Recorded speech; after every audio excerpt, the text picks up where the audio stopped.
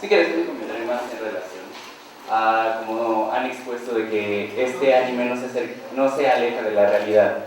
Pues como tal, mi disciplina fue el taekwondo en su momento y sí había muchos momentos, digamos, de tensión, no solamente yo, varios compañeros. Yo en algún momento por quedar en el puesto que tenía que estar, llegué toda una semana solamente a comer una vez al día.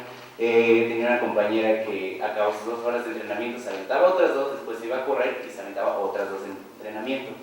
Entonces, puede parecer una exageración, como se puede percibir incluso en el anime, pero es real. Ese espíritu deportivo que hay no solamente en el box, sino en muchos deportes de contacto, y no solamente de contacto, fútbol, básquetbol, esa motivación que tienen todos los deportistas por seguir adelante, es lo que, digamos, podría parecer exageración, pero puede ser realmente una muestra de la realidad, que es el deporte, ese espíritu que tienen dentro de ellos.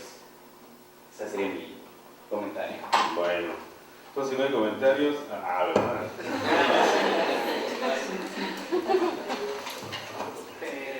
Sí, bueno, mi pregunta iría un poco encaminada a este aspecto de que al presentarse un anime, todos los personajes tienen un perfil, ¿no? Siguen un perfil.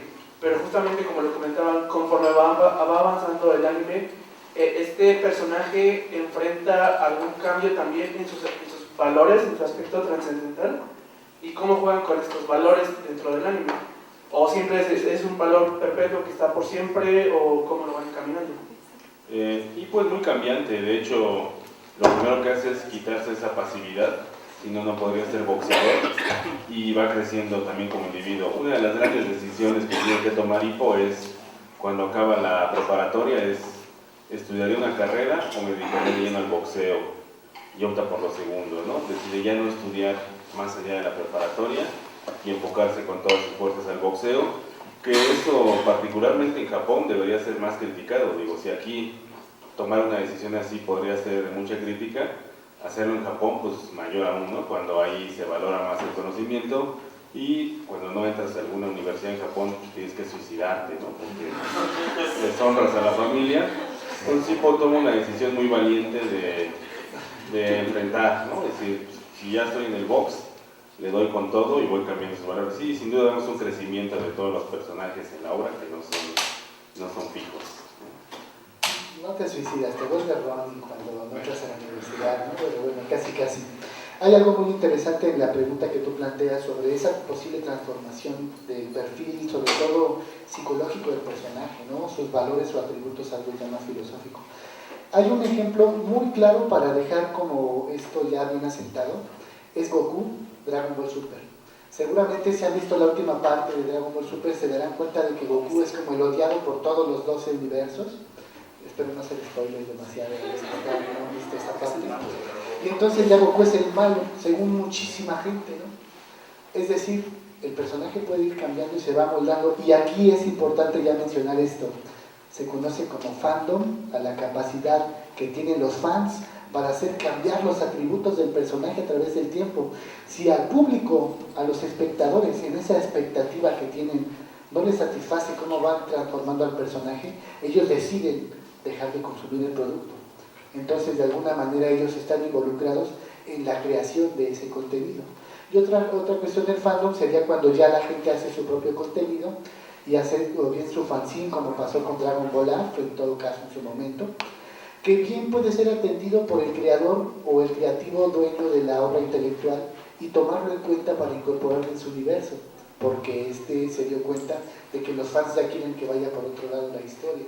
Entonces la respuesta sería concretamente sí, y depende de factores tanto del mismo creador de la obra como de la gente que la consume.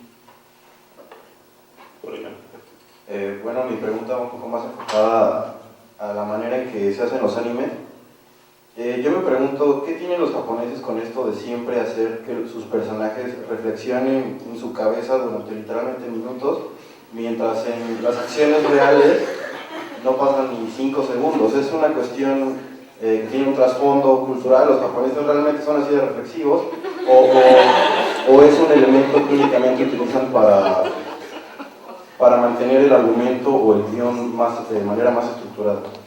Sí, de hecho, si tienes amigos japoneses, así son, así como que no son no pueden hacer dos cosas al mismo tiempo, ¿no? O sea, o caminan o hablan, pero nunca hablan y caminan. Bueno, en su mayoría, ¿no? No vamos a ser así, ¿no? Pero sí tienen esta parte muy reflexiva que es de Japón, que ahí el tiempo lo hacen pedazos. Esto narrativamente se integra como una anacronía, donde pues, de un golpe a otro golpe pasan muchas cosas, pero vemos diferentes ángulos, ¿no? Entonces sí, desde Supercampeones era el caso más grotesco de todo esto. Y de hecho casi cada anime tiene eso. Saint Seiya también, ¿no? Cuando están peleando, dice, te voy a madrear, o te voy a contar la historia de por qué te voy a madrear. Te escucho atentamente, ¿no? Entonces, ya le cuenta la historia y ya se madrea, ¿no? Pero en Supercampeones esa narrativa pasa entre una chilena, ¿no? Ya se está aventando y se acuerda de cómo entrenaron todos, ¿no? Y después dice, vamos capitán, ¿no? Y en cambio para llegar de un extremo a otro tarda toda la vida, ¿no? Y aquí entre los golpes pues se va recordando eso. Entonces es un estilo de anacronía muy propio de la narrativa japonesa que sí tiene que ver con esa visión que tienen ellos de reflexionar más las cosas, ¿no? No está tan dado. Una más y ya vamos.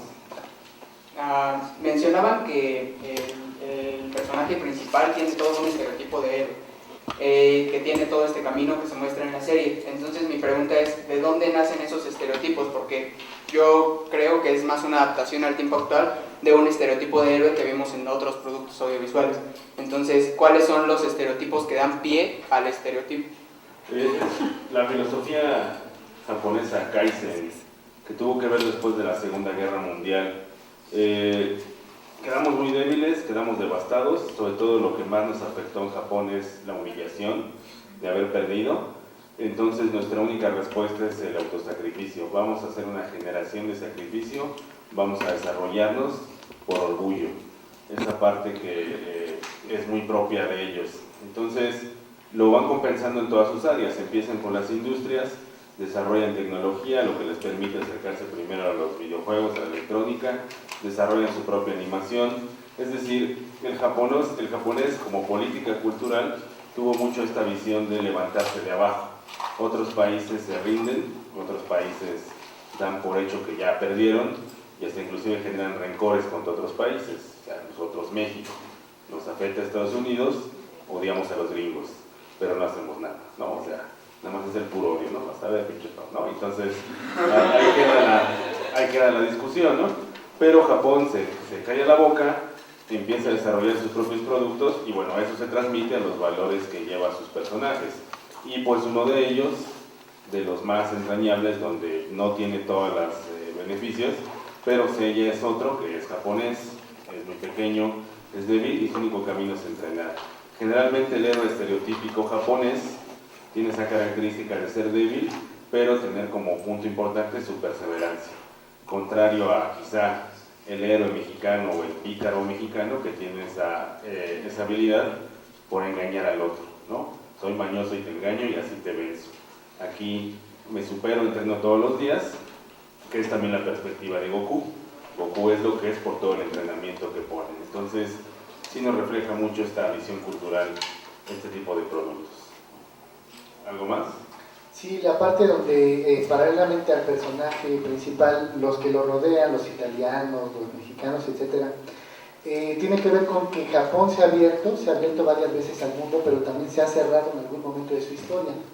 Japón tuvo ya históricamente algunos procesos en donde los intervencionismos hicieron que se hermetizaran y que no aceptara influencia de otros espacios.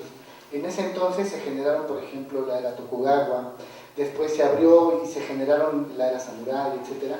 Lo que dio permiso a que de alguna manera la influencia extranjera tuviera y se permeara dentro de Japón. El caso más común que te doy, que es fuera de este anime como tal, es el cosplay, por ejemplo, ¿no? Existen, por ejemplo, las loli, que son una versión que está en los mangas, en el anime, etc., que tiene más o menos una, digamos, estética victoriana, por así decirlo. Sobre todo Japón toma elementos muy importantes de su enamoramiento con Alemania y con Italia. Son dos de los lugares que siempre ha tenido como presentes, y si no, piensa en varios animes que tú mismo has visto o mangas, y te darás cuenta de que ahí hay referentes donde rescatan esta parte de los alemanes. En Evangelion, ¿quién es la uno de los coprotagonistas, ¿no? Asuka, pues la de Alemania, todo el rollo, ¿no? No te voy a enumerar toda la cantidad de animes que tienen esto, pero lo que es cierto es que Japón en algún momento de su historia permite en esas aperturas y en esos cierres otra vez ciertos dejos de partes culturales que se vuelven estereotipos para ellos, y al cerrarse otra vez ya los tiene como parte de su cultura, en ese enamoramiento que produce. Es un fenómeno de etnocentrismo de ida y vuelta, es algo ya antropológico que se da dentro de su cultura. Bueno, entonces cerramos esta mesa, recordamos los siguientes eventos. Vamos a cerrar el ciclo de videojuegos el próximo 5 de mayo con Castlevania en sus plataformas en 3D, las últimas versiones. El 18 de mayo cerramos el ciclo de anime y deporte con Tiger Mask, donde hablaremos de lucha libre. Y el día más importante, que es el 11 de mayo, el día de Saint Seiya, en el Flores Magón. Ahí es obligatoria su asistencia o reprueba. No es choro, no es choro. Entonces ese evento va a ser importante porque lanzamos una convocatoria y llegaron ponencias, no es por nada, de todo el mundo. Entonces va a haber expertos de todo el país, de todo el mundo, que van a dar su visión sobre Saint Seiya. Y bueno, pues hay mucha cobertura mediática y toda la cosa, ¿no? Entonces el 11 de mayo a las 11 de la mañana en el Flores Magón, ahí nos vemos.